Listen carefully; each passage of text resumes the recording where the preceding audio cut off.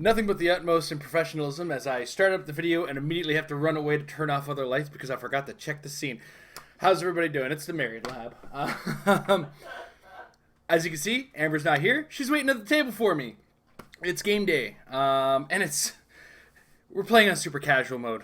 The metagame right now is very gross, and we just kind of want to take a second away from it. And it's not that it's gross in the fact that like there is one team dominating. There's all a bunch of teams. They all just do so much. So much. And we just want to take before we start getting ourselves ready for nationals, start preparing ourselves in this sense, in this environment for, a little bit of relaxation, as it were. Because you got to always throw, like, if you play too much competitive play, you start to get numb to it. Anyway, that said, let's talk about our silly little teams. Now it's Rebirth. Rebirth is out very recently. In fact, by the end or after this episode, I will remember to update the Everyman for Everyman project rules to include Rebirth as a set. It's legal. My bad. I'm very bad at that, and I wish that the site that we use, WordPress, had some way of scheduling edits. So we'll see. Maybe it does, and I just don't realize it. That aside, it's like I said, it's a super casual night. We're not doing anything. We're not trying too particularly hard. But when we're done our game, which shouldn't be particularly long, but we are going to we're going to play it out. Actually set a timer this time? I'm actually as we said that, Amber's off in the corner like we're going to set a timer for this, right? I am actually setting up that timer on my Fitbit right now. So we should be good to go once I actually remember to tap the time. Anyway, that said, let's start talking about our teams. All right, let's start with Amber's team first. So Amber is playing a Justice League theme team. 3 characters. We're playing with beefcake today. There's a lot of meat on our teams. A lot of beef on our teams. For those wrestling fans who enjoy that particular impression of Vince McMahon. There's a lot of meat in my ring. You had to be. I don't know if you saw that one, Amber, but it was a pleasure. Anyway, that said, she's playing Shazam at 100 points, Wonder Woman at 100 points, and she's playing the Steel at 90. 290. We're not throwing any extra things. We're just throwing characters at each other, and big meaty dudes at each other, and ladies. Wonder Woman. Speaking of big meaty dudes, I went all beef patty. I went with Black Adam and Deathstroke. I believe this actually is Society or a Secret Society Supervillains theme team. If you could double check for me, Amber. She's kind of checking for me right now. I thought it may have been a Society theme team, but I might be wrong. Black Adam has Injustice Society and Secret Society of Supervillains, But then Deathstroke has just Society. I hate the Society and the Secret Society Supervillains. Being separate things. All right, I guess I'm over it. So I don't have a theme team, which is going to be brutal for my dice rolls. They have no shared named theme teams. No. All right. Well then, on that note, I got beef on my team, and I wanted to play Deathstroke, and I wanted to play Black Adam. So we'll see how it all ends up. In the meantime, we're gonna go to the title screen. Take a couple seconds to move the microphone over there, and then I'm gonna shift butt. Type some buttons, and we're gonna be live with the game very shortly, and afterwards we'll do our usual Married Lab content where we just kind of sit in front of the camera and talk to you guys.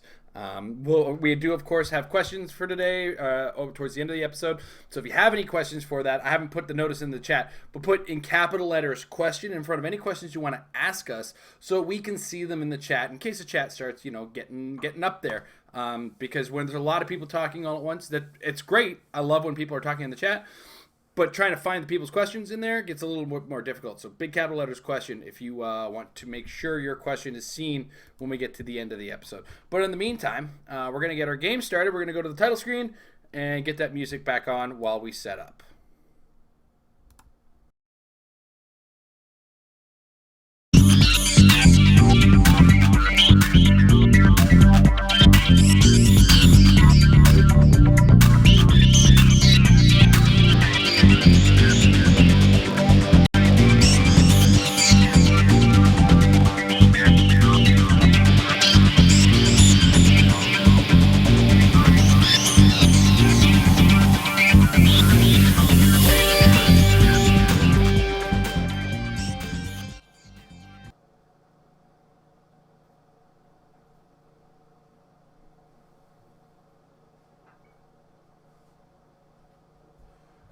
little bit of silence to enter the show is okay, right? Oh, All right. So I think that if you want to introduce yourself, Amber, say hi. Poke your head in front of the camera while I make sure the microphone's working. Hello. Always a consummate professional, Amber, with the lots of words for our fans. Loves them with the utmost. All right. So first we got to, of course, roll off. We're just going to go with this map because we like to use the felt maps. And They're really nice for the camera. Yeah. So we're really just rolling for first and side choice, I think. Okay, we haven't... Oh, my dice went everywhere, but I rolled 2 6s. she rolled 2 6s. I'm going to go with the Marble Knights dice, I think, today. Feeling in that kind of mood. If you could get it out of the If I container. could get it out of my... Watch my struggle, everybody. Just witness what's going on here so you understand. There we go. All right. So you're actually unbeatable. Yeah. Because you have a theme team and I do not. Yeah. All right. So... it really just means that I'm going first. I'm okay. I'm not going to make us switch the map around. Yeah. Well, no, because I'm not... It would be up to you whether or not we switch the map around. I mean, the sides are super similar, so I'm good with this. I haven't played with objects in so long. We're gonna go here. Okay. When we played at States, I was like, bah, objects. I just kept with, like, Mjolnir, and then I was like, that's it. I don't need extra objects. Yeah. All right, well, time is starting, Amber, so good luck to you, madame. All right. Though I don't know if this game is going to go particularly long. Well, let's see. I got an 11 movement on Shazam. 7. He's going to come up here. He's going to pick up that heavy object. Because he has super strength, and he can do that. Is that what guys with super strength do? Yep, that's what they do. Ah, that sounds awesome. You know what? Under the new rules, I've gotten way too used to the fact that, like, anybody can pick up light objects now, that I so rarely use the heavy objects. Because I don't normally have people with super strength on my teams. All right, so I gotta go ahead, carry on as you were. Everybody's picked up objects. You're splitting up steel from your friends? No, I'm not. He's actually going to pick up that object and come back here because I think that's enough movement on him. Okay. Put your objects so far out there, eh? I kind of just tossed them. To be brutally honest, I literally just tossed them. Like, seems like a good place for them to end up. All right. I don't believe I had anything at the beginning of my turn effects, so we're all good there. Okay. So, for you have a beginning of the game effect. What is Shazam immune from? Oh, when I start the game. Yeah. Ignore her turn. I don't think any of it really matters against your team because I don't think you have Outwit. I know you don't have Prob. Pulse Wave? Maybe Black Adam gets Pulse Wave later? Nope. Mind Control? It really doesn't matter. Okay, well then. So. I thought maybe like opposing Perplex was one of them or something like that. No, it's just opposing Prob. All right, fair enough. Yeah, so. We'll say Outwit because I don't know. Actually, does Deathstroke get Outwit? No, he doesn't. Yeah, interesting. All right. For the sake of playing the game properly. Yeah. Okay, so there's a couple things going on with my dudes. Deathstroke, whenever he kills a guy, he remembers that he's getting paid.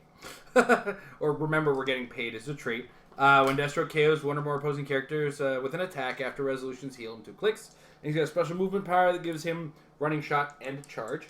And Black Adam's got a trait, the Swiftness of Heru, which gives him traded super senses, and as a free, I can roll a d6 and move Black Adam up to X squares where X is the result. Now, because it's a flight and it's a move, I believe I can still carry with that without modifying the value because that's not... It modifies his movement value, but not his move in this case. Kind of like sidestep. Yeah. Right? Because you're rolling a die and moving that much, right? Right. Yeah, so it doesn't use speed value. So yeah, it's exactly like sidestep. Which I'm going to use first. Now, I'm going to use my wild card on Deathstroke to copy my Quintess. Okay, not the Quintess. How about the Mist? So, cool. I'm going to roll to see how far Black Adam can move this turn. 5 squares. Now, that's part of what's going to make him awesome, I think, this game. 1, 2, 3, 4, 5. And then 1, 2, 3, 4, 5. No, that's crazy talk. So it's up to 5, right? Yeah. So I'm actually just going to get...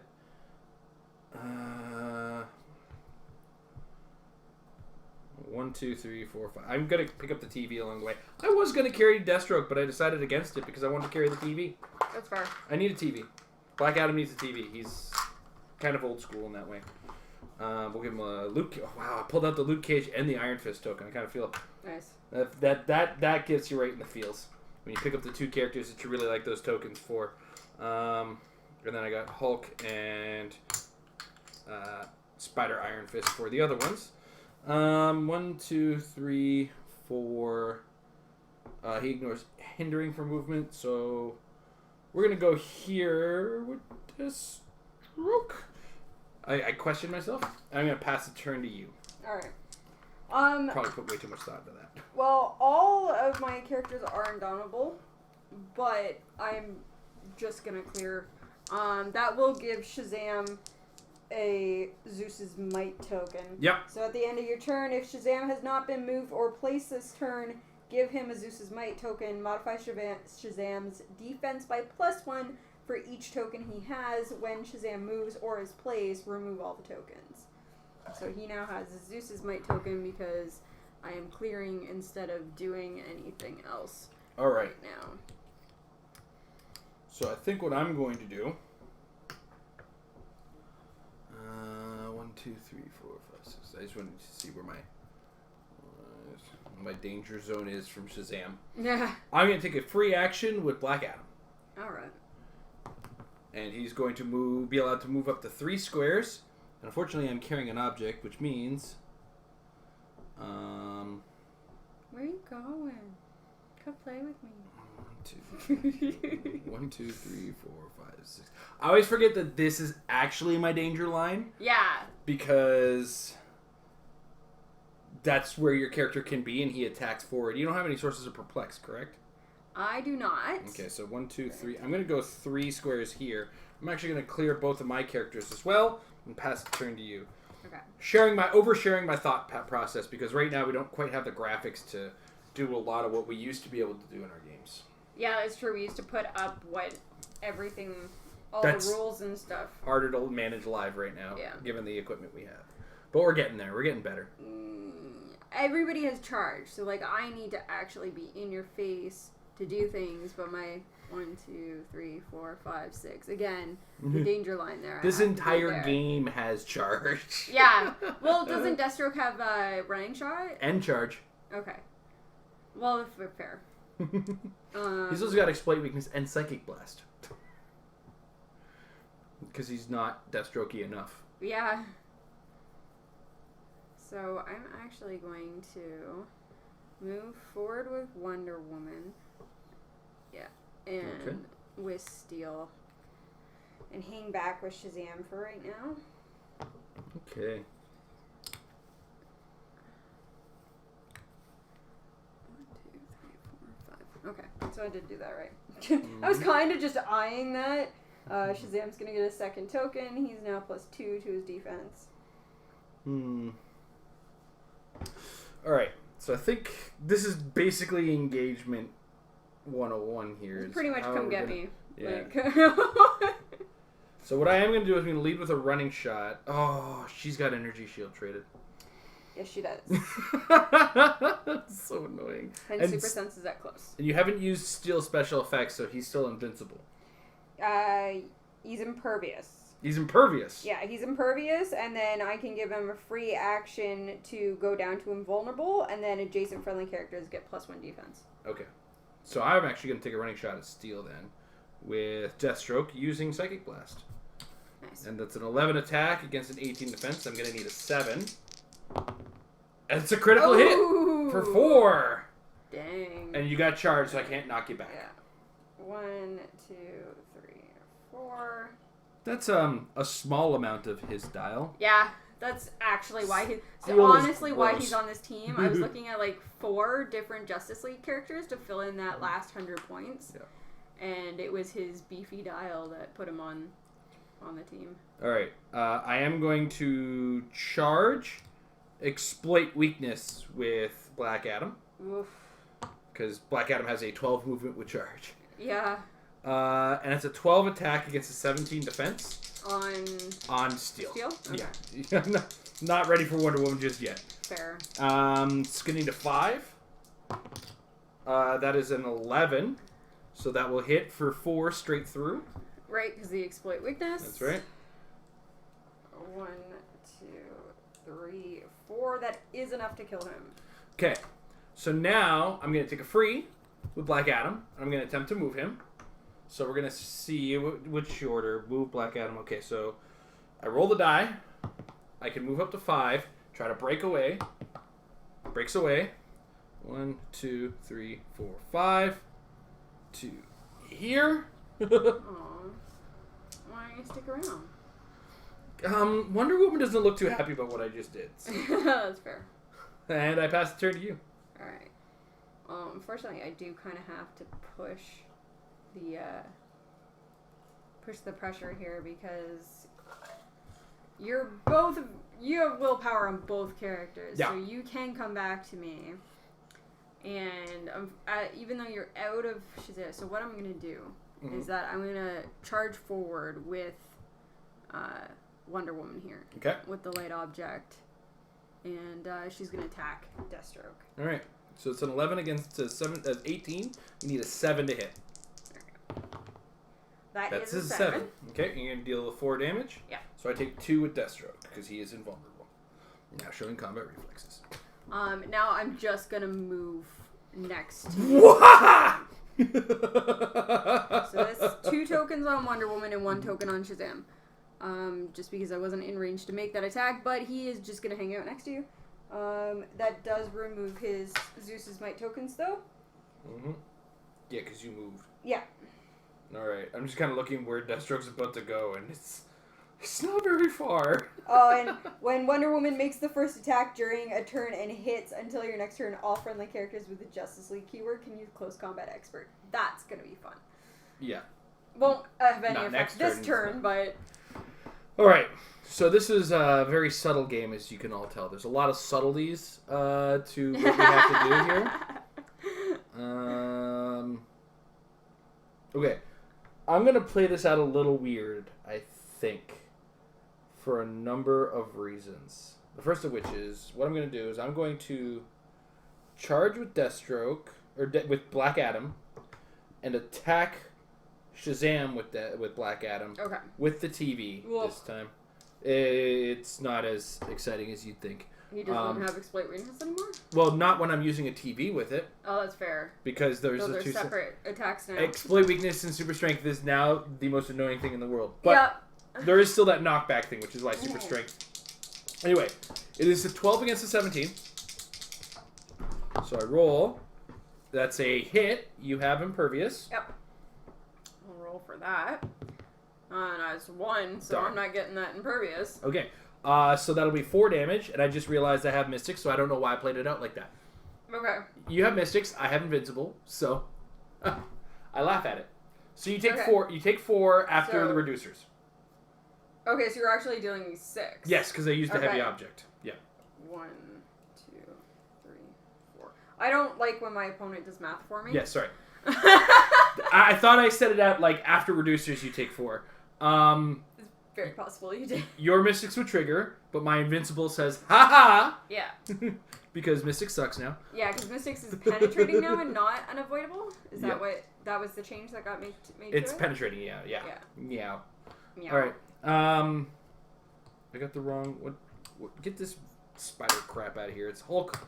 Alright, so next up, using Exploit Weakness on Shazam, Deathstroke's going to go 11 on an 18. I need a 7. And that's a critical miss. Ooh. Good timing, Deathstroke, you dumbass. Yeah, So I'm going to roll for Black Adam to try to take a free action move. I get 3. I'm going to try to roll to break away. I'm going to try to roll that on the table. Poor man's prob. 5. All right. And this time I'm going to carry Deathstroke, which is why I want to get rid of the object. 1, 2, 3 to here. Where are you going? I think, did I move? I lost my move and attack. And then I'm going to... Well, sidestep's a type of a movement attack. I'm going to sidestep Deathstroke to here? I ask. I pass the turn to you. Alright. Anything I need to be worrying about here? No. Okay. God, Black Adam is a lot stronger than I ever gave him credit for. You haven't hit Wonder Woman. I haven't laid a hand on her yet, no. Alright. Just making sure I am not forgetting my powers. Yeah. Okay, so I guess, well, let's push the advantage here as best I can. Does Shazam have traded super strength? He does not, so he's no longer carrying that object. That's right. But he is going to sidestep and punch at Black Adam. Okay. 10 against an 18. I need an 8, but I have prob now, so yes, there's you do. that.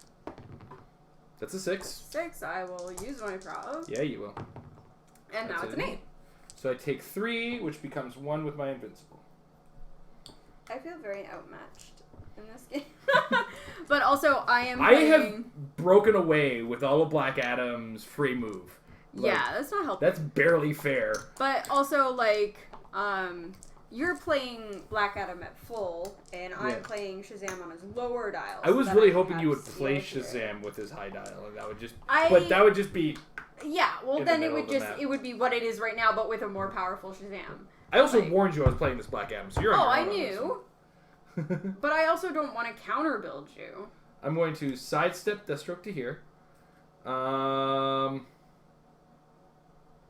going to free action move Black Adam. Yeah. Sorry, that's on the table. That is a 4 for those of you who it flipped under the map. 1, 2, 3, 4. That move, like, I know we had that move with that Deadpool, but that move's still so strong. Yeah. Well, Deadpool uses it with phasing. It's even stronger than this, I think. Yeah. If this was in... I mean, he's got flight. I forgot super senses when you attacked me. You have super senses? Traded. Nice. That's your turn. A Black Adam man. I don't even know what I want to do right now. Because, like, I'd have to take the turn to basically throw Wonder Woman at you. You're clear right now. Both of them could come back to her. Sounds like something I would do. There's no point on basically feeding you Wonder Woman.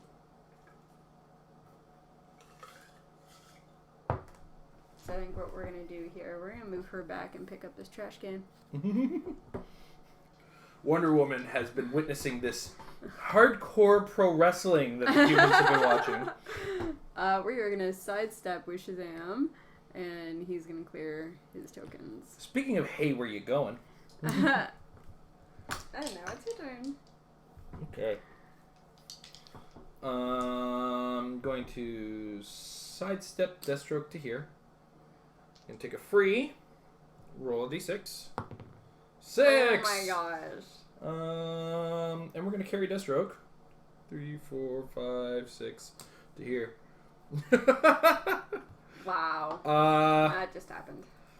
11 against an 18 on Shazam. I need a 7. That's a miss. Alright. Go ahead. Alright. Well, let's start with Shazam on the Black Adam. Yeah. 10 against a 17. I will prob that. It's critical miss. I hope you're probbing it.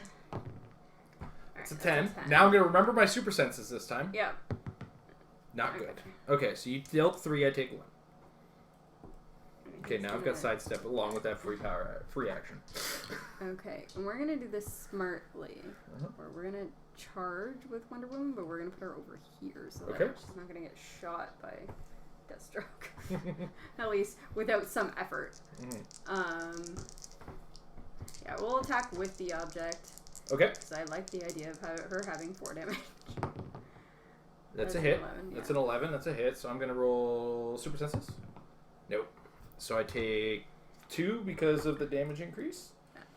Okay, cool. And then that's a second action for her, and that makes it your turn. Okay.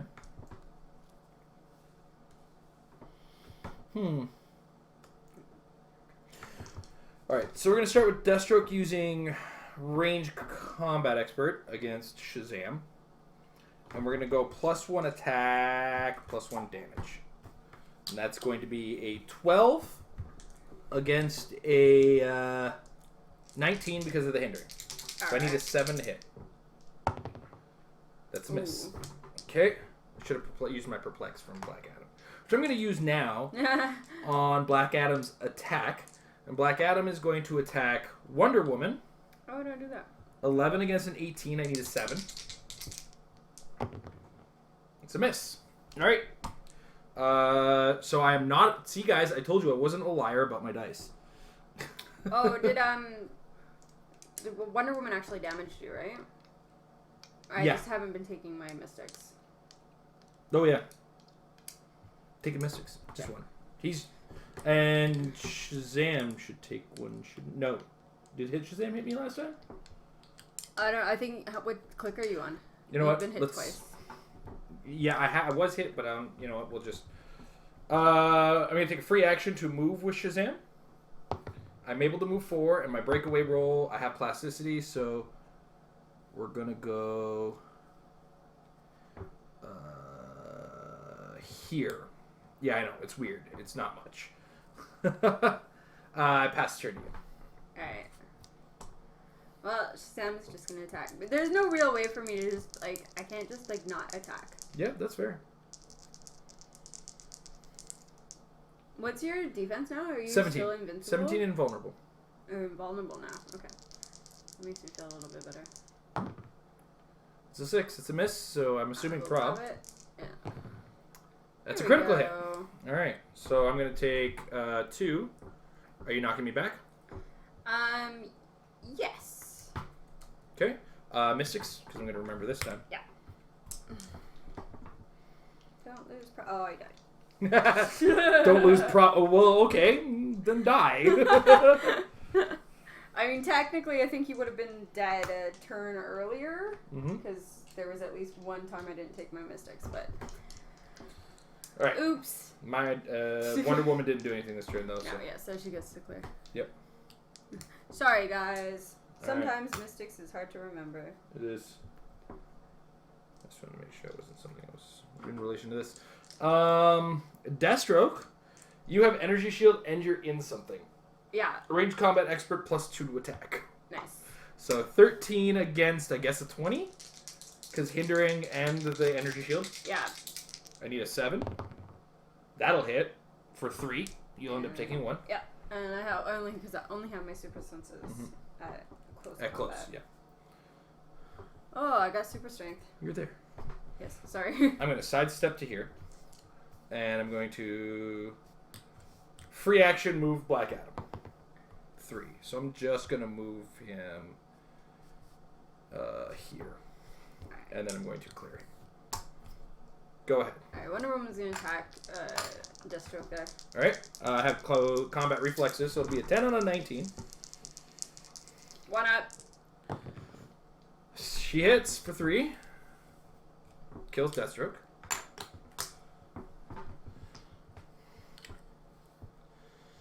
I don't think I've done enough damage to you to be able to take out the Black Adam. Alright. My turn. Free action move with Black Adam. That's why I moved to exactly the square I was in. So I could free action move there. I'm going to flurry now. 11 attack on a 17 defense. I need a 6. That'll hit. That's for 3. You'll end up taking 1. And I gotta remember I have steel energy, so that's 1. I'm holding I 2. didn't roll my super senses. Roll your super senses. Close attack. Okay. So you take 1 because you're invulnerable. I'm not toughness 18. Alright. Oh. I need a 7 on the second attack. That is exactly a 7. Super senses, because that's a trait. Okay, cool. So I gain 1 click. I have perplex now. I will perplex down your damage. Alright. Go ahead. I will flurry you back. Okay. First attack. It's an 11. That hits for 2. Oh, I'm not dealing you damage, am I? Nope. Alright, well, I gotta finish my second attack because Sure. I already did this. That's kind of why I did it. Alright. Fine. I can't see your dial, so Sorry. I didn't realize that I wasn't. Always feel free to double Damage check. you. Always. Always. Remember, kids. Always. But now we're in a very sticky situation. Yeah. Perplex up attack on Black Adam. 11 on an 18. I need a 7. That's a 6. That'll miss. I'm going to try to break away. So first thing, I roll my dice for movement. It is a 6, and then I break away. I have plasticity, so I'm able to break away. 2, 3, 4, 5, 6 to here. Black Adam have range. What's that? He has 3. Okay. Go ahead. I got it clear. So do I. Your turn.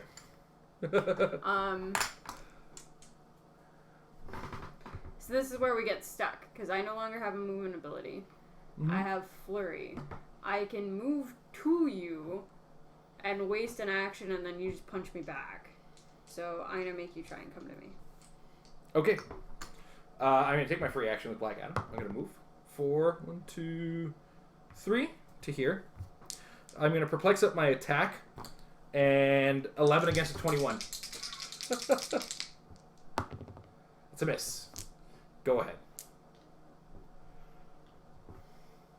Alright, pass again. Alright, I'm going to clear. Go ahead. Alright, pass again. Alright. I'm forcing you to come to me. I know it's cheap, guys. Stop booing at me. Free action move 3 to here. Perplex up my attack. Actually, perplex down your damage. 10 on an 18, I'll take it. I need an 8. That'll hit. You have the super senses traded. Super senses. Alright. Okay, your turn. Alright, I can't deal you enough damage, can I? Not right now. Nope. Alright, I'm going to try and break away and grab an object. Sure. At this point, that's all I'm going to be able I to have do. plasticity, so you need a 6. That's a That's 6! It's going to stay there, because all I needed was that object. Alright. Free action move. To... Here? Here. Not here. Yeah.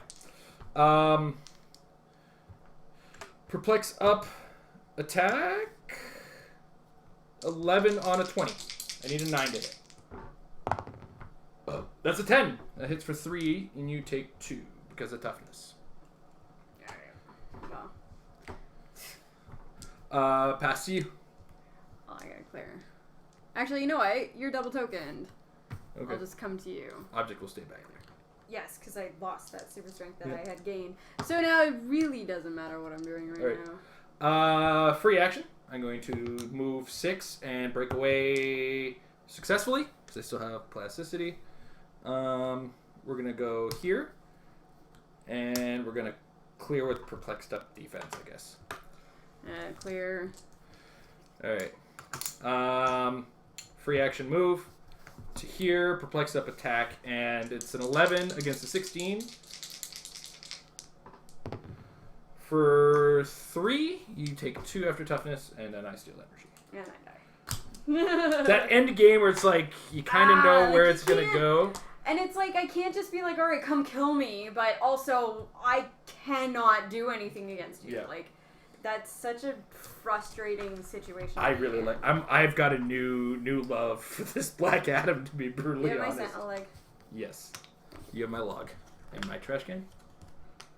Wait, who? What was your Those leg? are my objects. All right, so we're gonna move back to the camera in a second. Amber, and keep them busy while I go over. All right.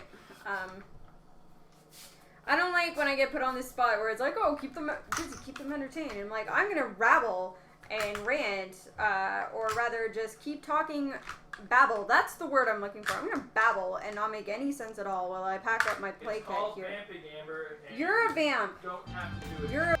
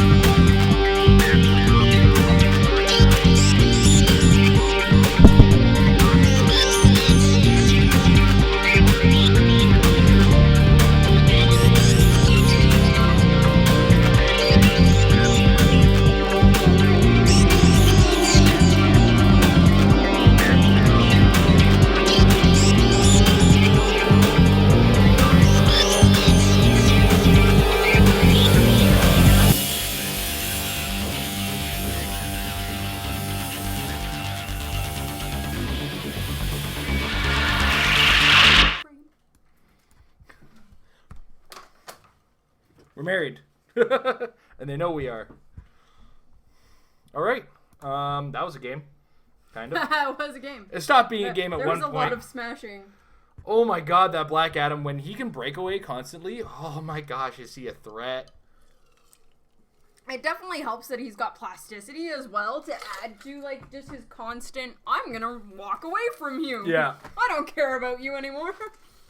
Yeah, absolutely. Oh, Able to God. just kind of... Tired of this part of the game. Let's move to something more interesting sort of situation. Yeah, the Deathstroke is cool, don't get me wrong, but he's definitely not competing in the competitive realm. No. But he's a really cool, I think, sealed pull. That Black Adam in sealed alone, too, is just ruthless. I might come up with some ideas for him. We'll see. I mean, I could see him doing some really cool stuff, though I don't know if I'm going to be playing a competitive team with him, in all honesty. All right. So that said, it's been a while since we've done this show. Yes, it has. I think the last time we had you on camera was... I'm sorry, I'm cleaning. Last time we had you on the show was the Patron Hangout. Yes. So, what you been up to lately, Amber? Working. Pretty much been it. That has been my week. I have done some good work this week. And then, of course, we have the holiday Friday today, so it was a lot of just hanging about with the family. Trying to figure out how to occupy the children. Yeah. It's not always easy when it's raining out. And we can't just be like, let's just go to the park for like 4 hours.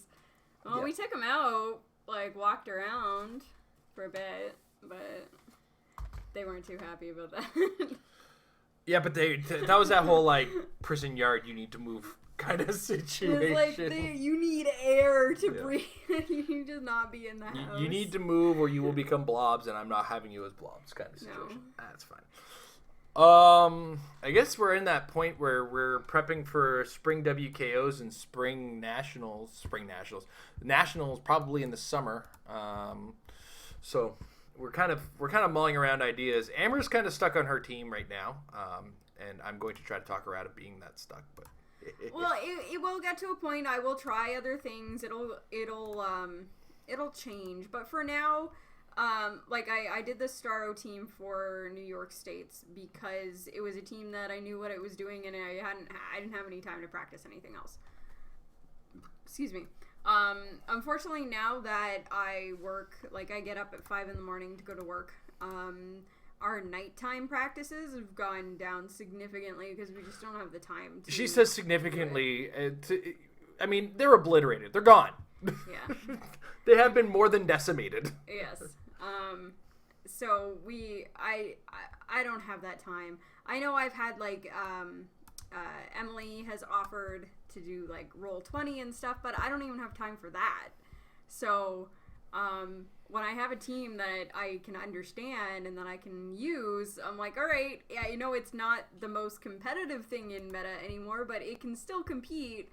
And I went up against like 2 mirror matches at New York State, so I know it's in there, but both of them were slightly different builds, which actually makes me look towards actually kind of tweaking the team rather than sticking with what I've got. But also, I mean, Rebirth just came out, and it's I don't know if we'll have another set before Nationals. I don't think we have anything scheduled for June. I don't think there are any sets scheduled for I June. fall behind on this release schedule so easily. I should be on top of it, and I'm not. Yeah, so I don't know I think, if anything, maybe Star Trek, but I think we're looking at Rebirth being like the only other thing to add into meta, so if there's anything in there to build a team around, I don't think I'm at a point where I could play Vulture even if I wanted to. Oh, you could play Vulture. Oh, that's true. It's more Hold on. You got a pulse? Yeah, you can got play it. Vulture. You got it. Do you know how to perplex all of your stats plus 3? See, and you laugh, but then that would be the one where, like, I forget to do that. I would divorce you. Sure. I would most definitely. That would be the. So why are we here with these divorce proceedings? She only had to perplex attack, movement, and damage up 3, and she didn't do it. What's the matter with you? File and... You get the one lawyer that's like, I understood everything you just said. Oh, I would hire the one lawyer. Hey, Adam, what you doing? I don't think he's a lawyer yet. Anyway, all of that aside, Amber is like, hey, look, I got a team that's definitely going to be able to be played, and I've got a team that absolutely gets murdered by vultures. So, enjoy your little comfort of a team that you don't have to change because you will not automatically get good. Yeah, because that's all of a sudden, Amber, get good means you change nothing about anything and you play the team better. I have a team that completely relies upon pogs. So how do I one-shot a vulture with my team? Spoiler alert, you don't. It doesn't happen. 3 things have to go exactly my way to even so much as stuff a vulture. And one of which is the rule of first turn immunity has to disappear. And then they have to put Sting on their side and not Tank, because they're afraid that Tank is going to pick up the object, and then Sting is going to run in with a running shot and then maybe do some damage. And then my new edition of Mr. Oz will slow down ever so slightly their TKing.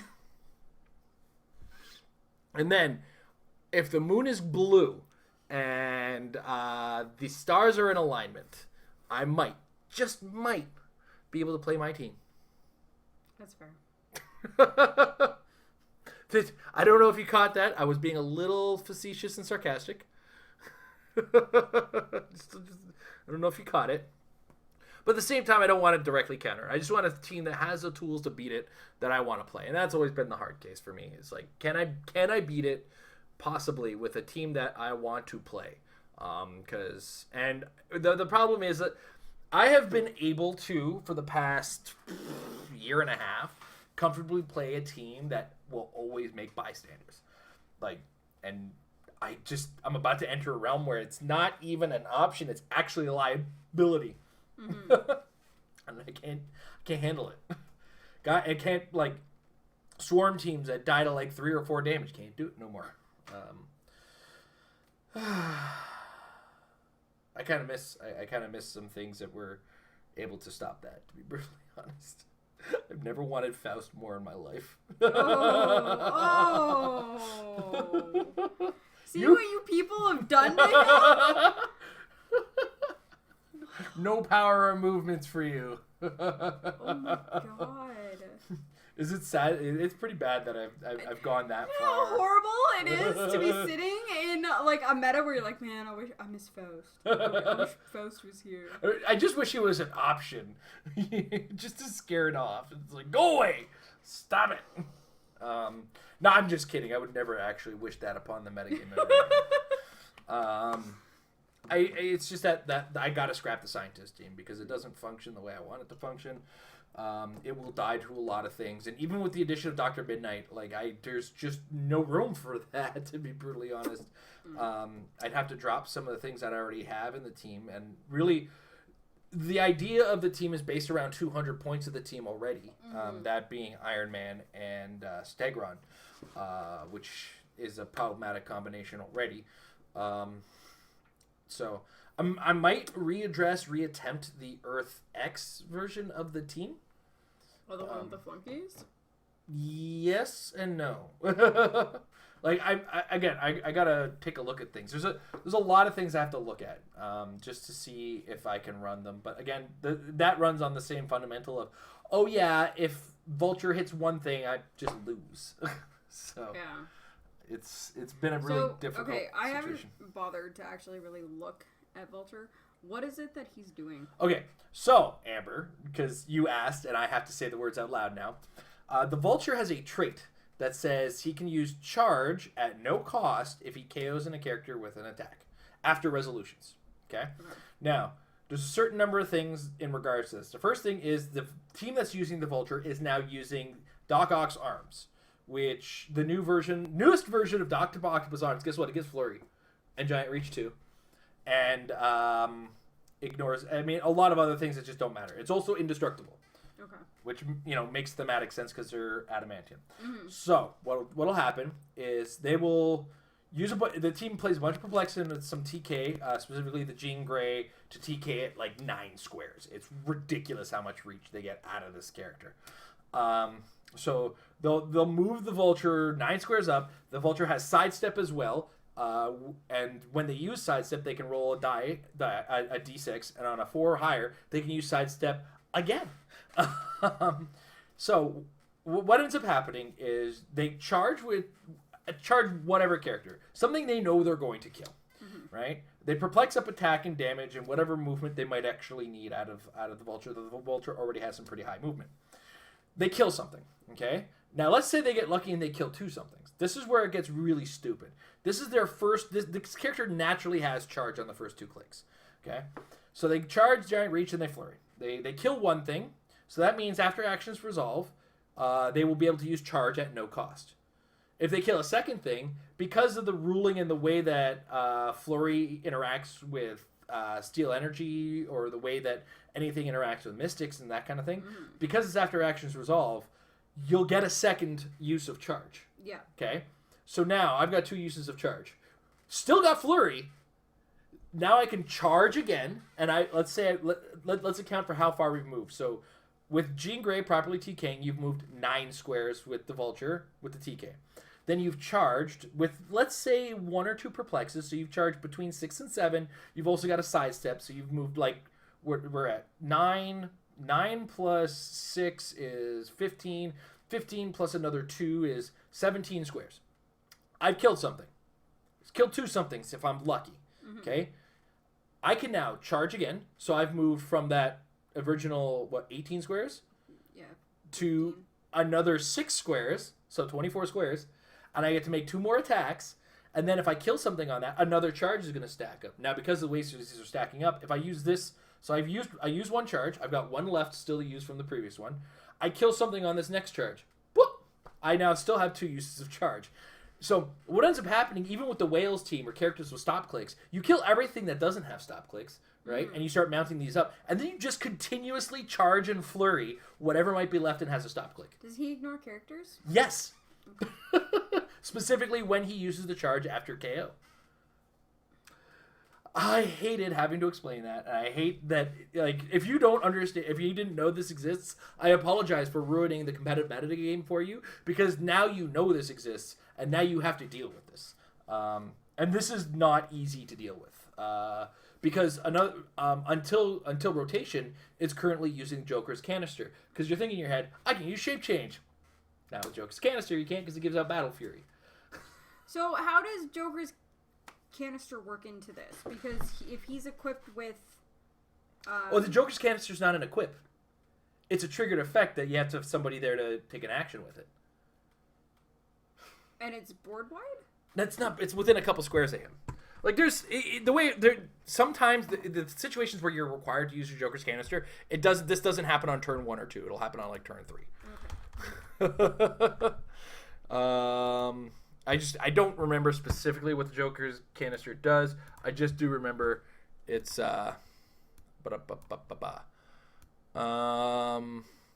basically we're in that meta game right now where it's things have gotten bad and it's going to be rough to deal with. So when this object is KO'd, you may attach the Joker's gas canister to a character in an adjacent square. Attach it, not equip it, right? Okay.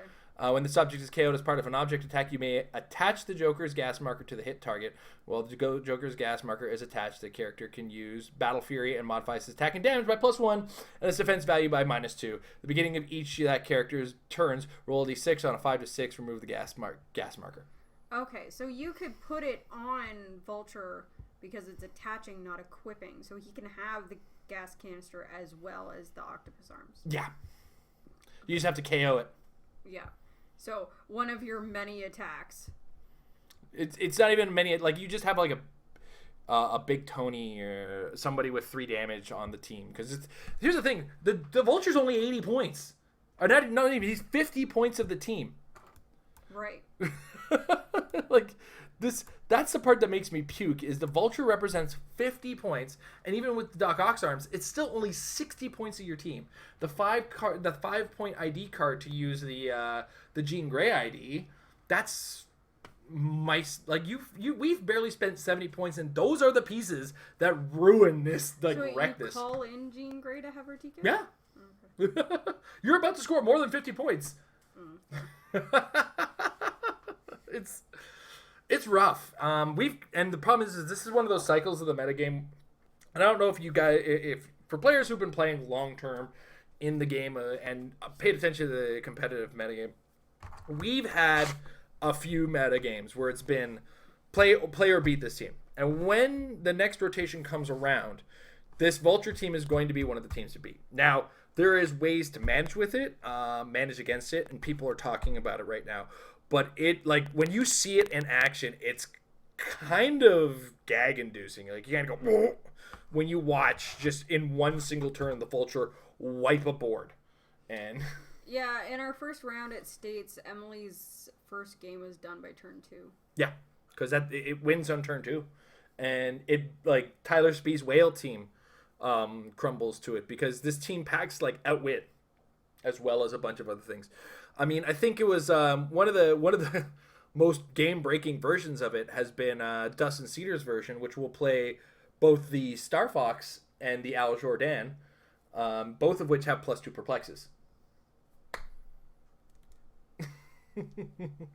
And of course, you still have room for Big Tonys, which are 15 points each and have individual little perplexes. Amber's got this stare like, I hate this game. That's why I don't play competitive, guys. And the worst thing is when you get to that last character you're trying to kill, and let's say they happen to do have a stop click, you're attacking with close combat attacks with the Vulture. She's got super strength. You knock back. It's like it was the last character I was going to attack, or I have some charges left over. I'm just going to kill him with that. I'm going to use my other charges and go.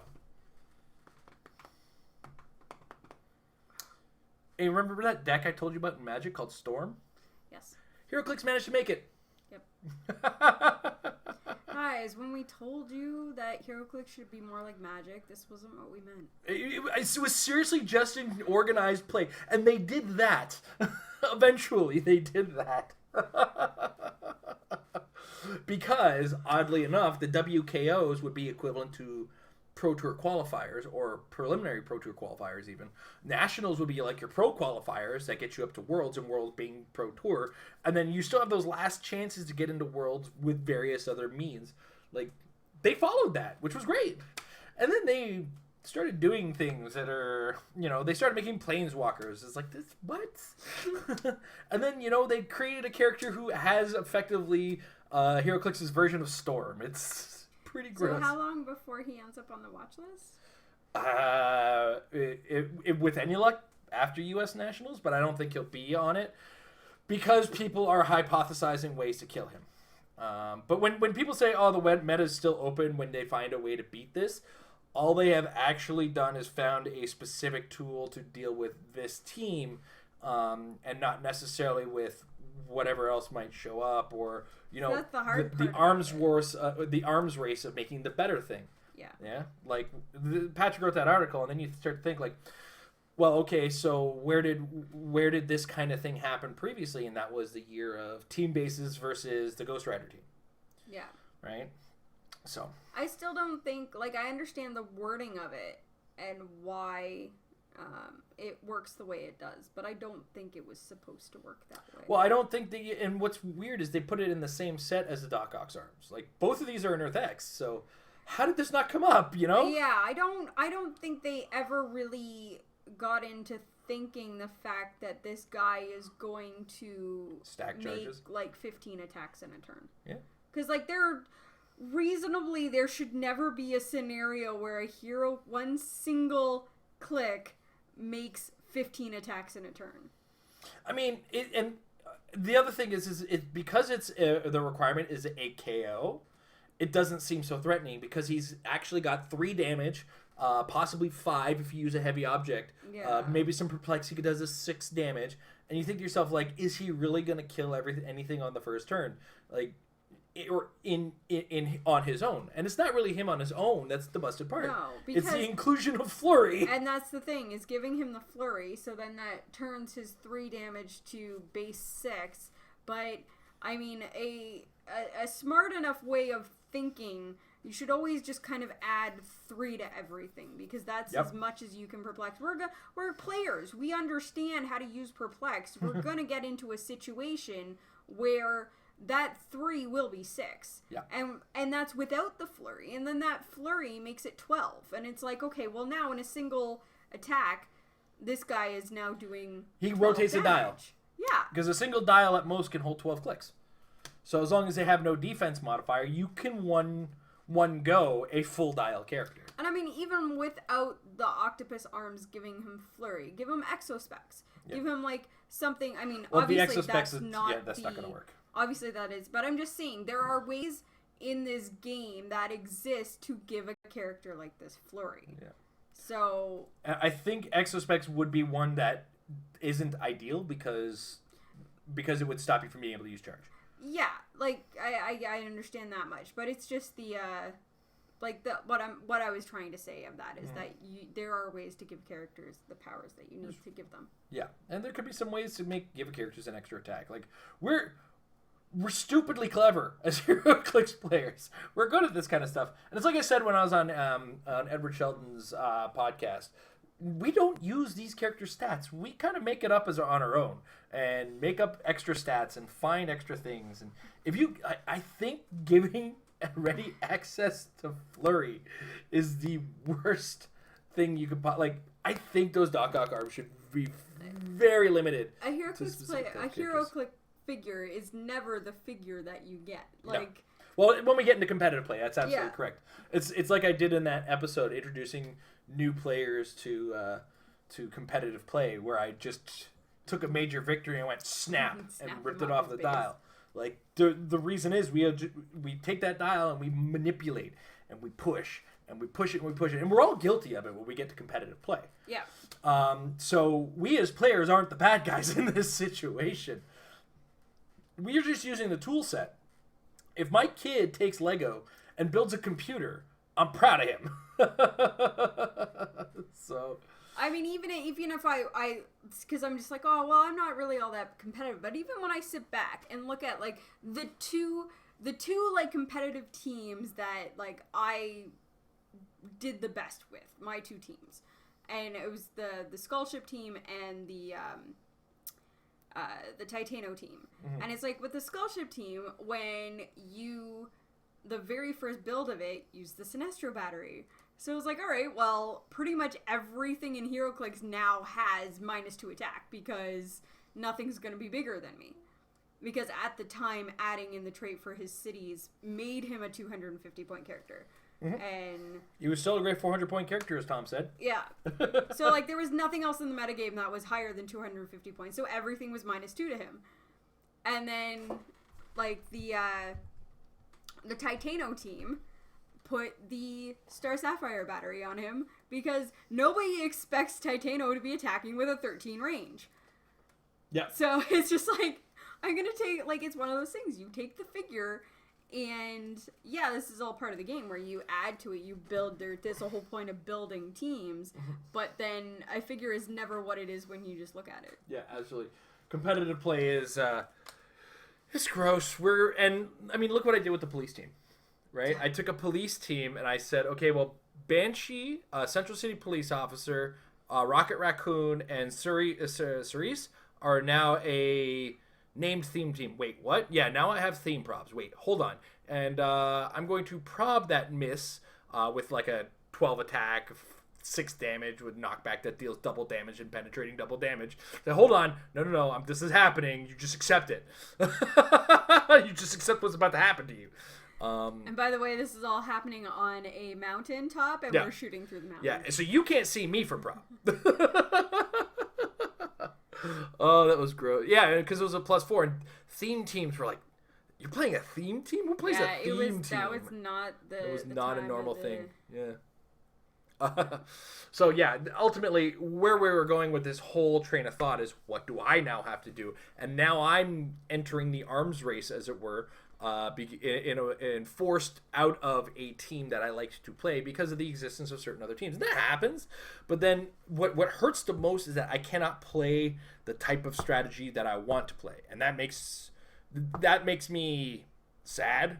But I do understand that as a competitive player in a collectible game, sometimes your style of play or your archetype is not viable. And that's the problem right now is the current state of the game disallows certain archetypes. And when it's one thing when an archetype is dominant, but when it completely disallows a style of play, and I don't mean completely like I can show up at a tournament with my team and they're not going to stop me from playing. They're going to laugh at me for playing it because of the way it will fold like a lawn chair to this particularly dominant strategy.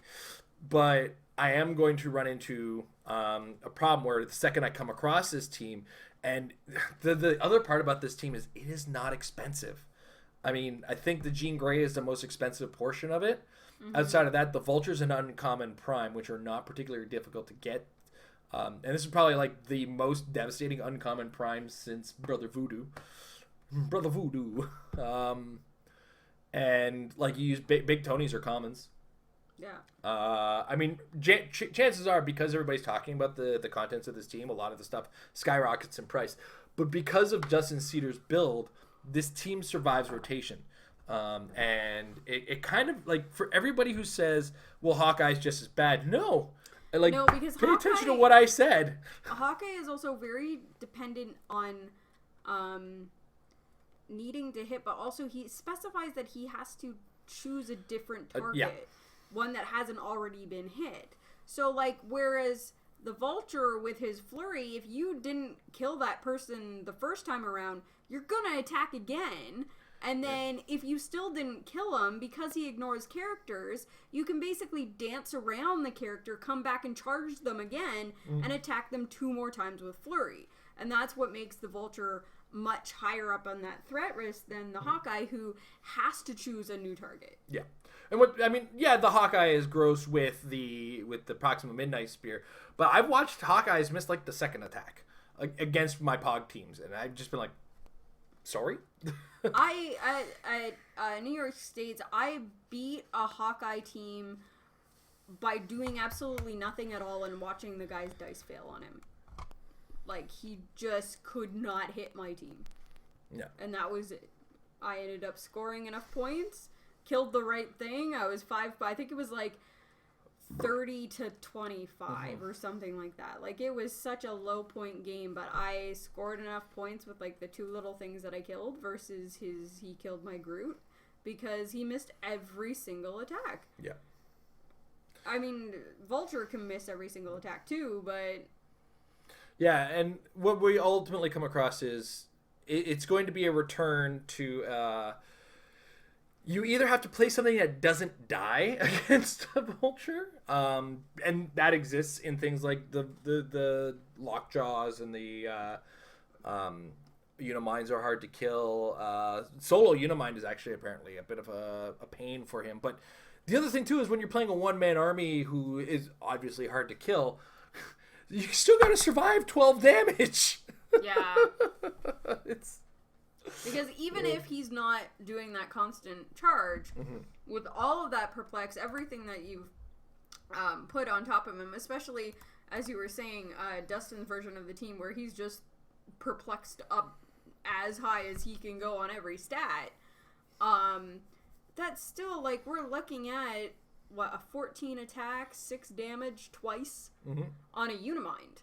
And like, yeah, Unimind kind of sticks around, but that's still a lot of damage and almost guaranteed damage that's being thrown at him. Yeah. Now there are things that can compete. Tom's soldier team, Tom and PJ's soldier team has been I named them because they're the ones who've been playing it. Has been able to compete with it, but that's also another team that wins map rule and makes tons of attacks. So it is what it is. We're entering an era where we're back to, I think, that kind of environment that the team base and Ghost Rider team kind of fostered, where you have to survive this onslaught or play this onslaught. And I mean, that's the other thing is another Vulture team almost completely folds to another Vulture team. Yeah, that's true. And then it's just a matter of who goes first. Yeah, because literally, if you go first, you win. Yeah. It's because you both teams will TK the object to them on turn 1. The Vulture will be pushing. He won't care. I mean, I think he's actually indomitable, or he might not even push. Yeah, whatever, he'll push. I mean, look at these stats still. Anyway, all things aside, my thought process has been moving, and it hurts to dump a team that you really fall in love with. Because that's the big thing. It's like, I've been like, yes, I love this scientist. What does this do? Oh, I'm gonna lose. After the game we just played, I'm actually considering the Black Adam. I'm not gonna lie. I like that Black Adam. He's good. He can survive it, and he deals Mystic's damage back. Yeah. I love that move. And yeah, he's got that free move. So like you and like I don't know if you're looking when I was just looking at it, like where the dial looks like after the dude is done with him. Like he goes 1, 2, 3 to here at maximum because he's invincible, right? And then another 1, 2, 3 to here, and then he's got this and this with this. Yeah. So it's a thing that could happen. And then I just have to kind of look at what he has to work with and maybe work around that and try some kind of don't die thing. We'll see. Okay, I think I'm done ranting. That's fair. Are we all tired of me complaining? Hey, hello. Hey, up there in Chile. Down there. Down there. Because we're the ones up. We're the ones up in the north. I'm not the king of the north. I know nothing. All right. We do have a couple questions in Facebook, so we're going to start addressing questions. Check us out at patreon.com/MaryClicks if you want to support us directly. We do appreciate any kind of support. And we're just going to quickly check the Discord if anything's happening. Troll the Married Lab. Nothing. All right, cool. That aside, we go to the Facebook, which was the first place we always like to look. Married with Clicks. We had one question, and it was a comparison of traits. And it was coming from, speaking of patrons, Michael Fedor, the first of the many patrons. Many being what it is. All right, who has a better trait, Teen Titans or Generation X? Generation X is the one where if you rolled a 5, you get a free attack. No, Generation X is move half their movement or move 5 squares and then attack. I think it's move 5 and then attack.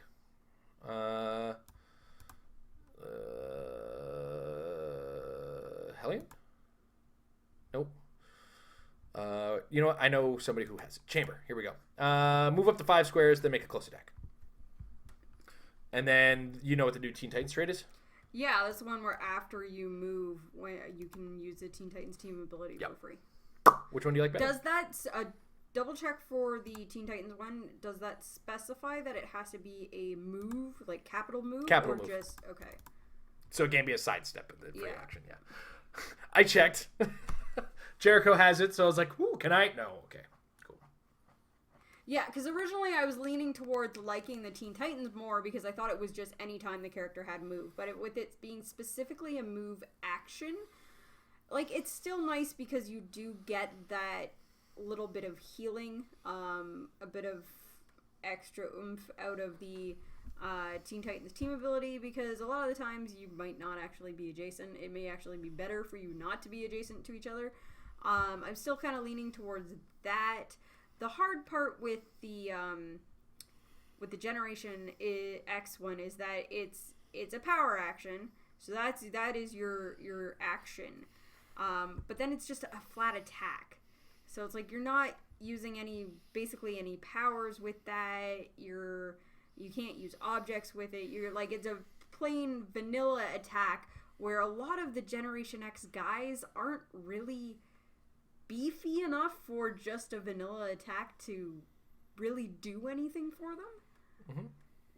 I think it's more dependent on the characters that have that, and I feel like the Titans Reborn trait would get a little bit more use out of it. Okay. I agree with you 100%, but I'm just going to word mine slightly differently. And it's in the fact that the Generation X is put on all the guys with Generation X. They're just all Generation X guys, right? The problem being, not all of them are very focused on close combat. And as a result, you get a lot of characters you're spending that team ability points on, but you're wasting it. Like, I feel like it's wasted points on a character like Jubilee. Jubilee doesn't want to make a close attack. She wants to be shooting a range. Yes. Right?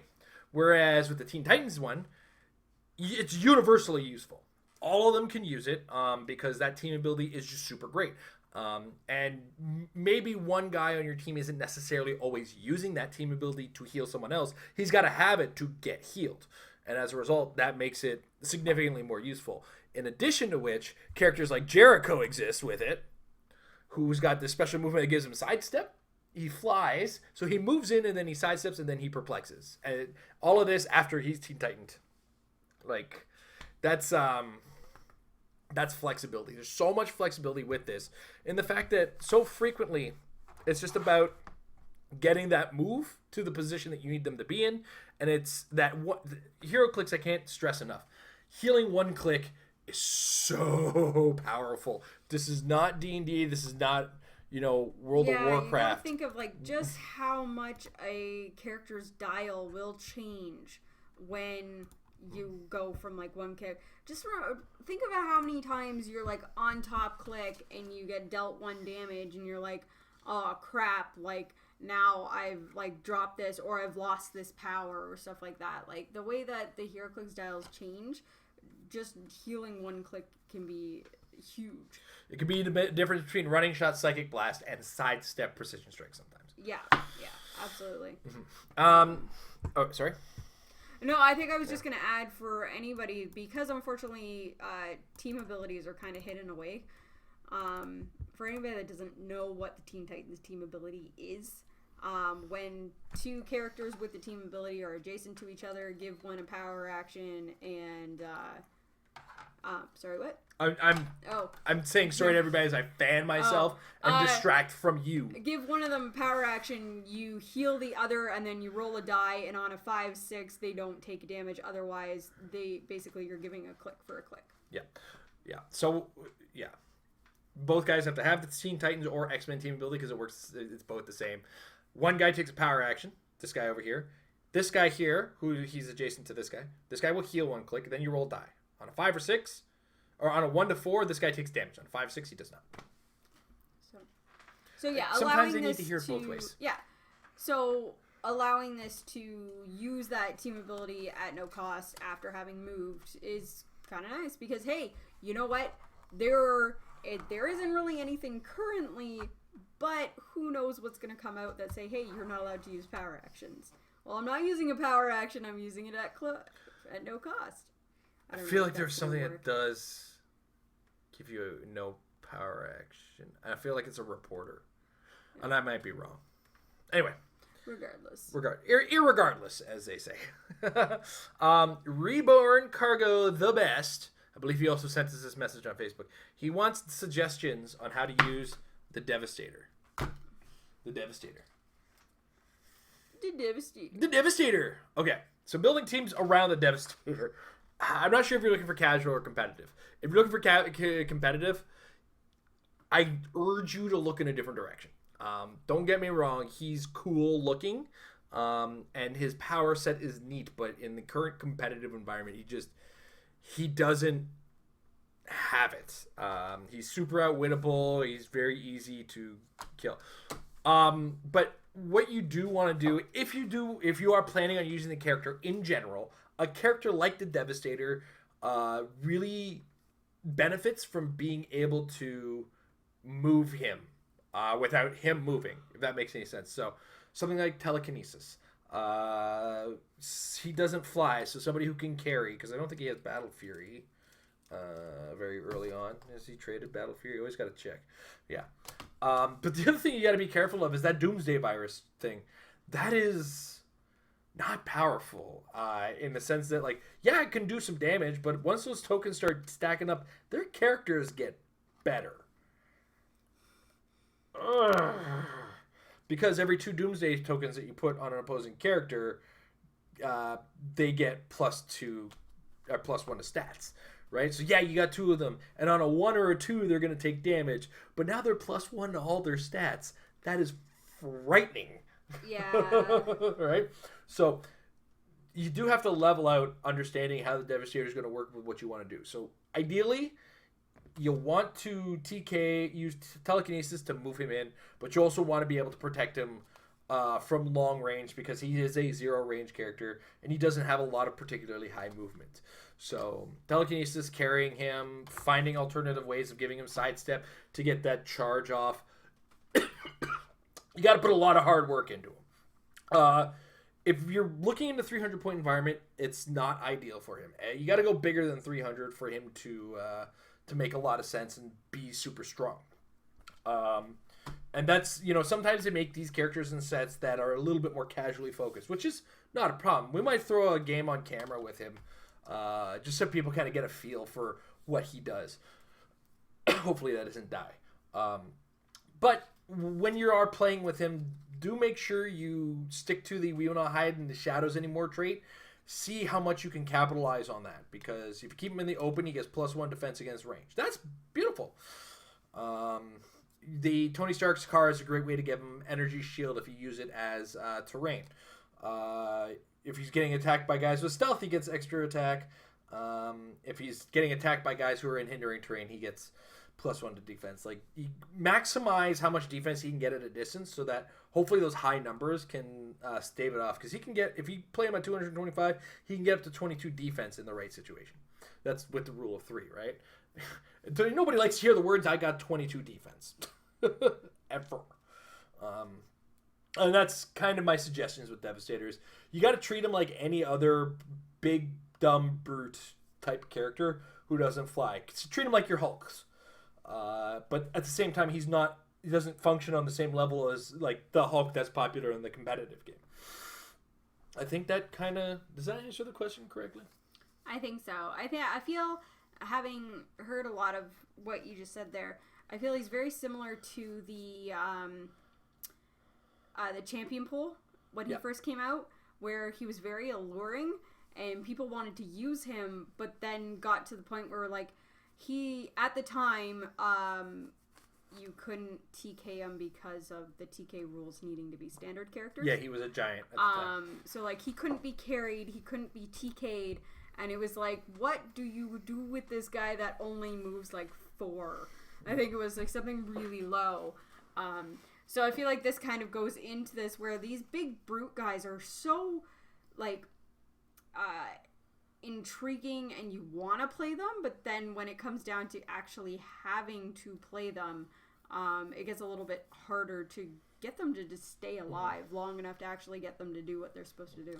And to answer the question in chat, Jessica Cruz would get him there, but she would also isolate him because she's got that ability where she can carry and then she can use telekinesis on somebody she carried, which is a really cool effect. But you also end up leaving the Devastator isolated. So it depends that, like, you can get 9, 15 extra squares out of it, but you've also been carried. So you still can't take an action after that, and that's problematic too. So be aware of these types of things. It seems alluring to do that, but TKing him out is one thing. TKing him out and leaving him alone, you do need some extra bump ups to kind of keep him going or keep him alive. So it's hard to give the hard answer, but you just got to know how to build around it, because he's a lot of points to do what he does, and he just doesn't do. I don't think he attacks as frequently as you would like a guy like him to attack. So that's where I'm going to put that. All right, so that's it. I think that's it for today. I think so. Thank you guys for watching live. Thank you guys for watching in the archive. Check us out at patreon.com/marriedwithclicks if you want to help support us. Any little bit of support helps a long way. Watching the show without ad block, Patreon, or getting YouTube Plus or YouTube Premium subscription. All those things help keep us keep the lights on the show and keep things running smoothly. So as I mentioned of our patrons, our next patron hangout, which is available at any patron level, is May 5th. And that's 2019 to date this episode. And what else? Check us out Monday for the Metal Lab. So you guys have a good evening, and I'm just gonna awkwardly leave it. We don't have an outro for this show, like a, how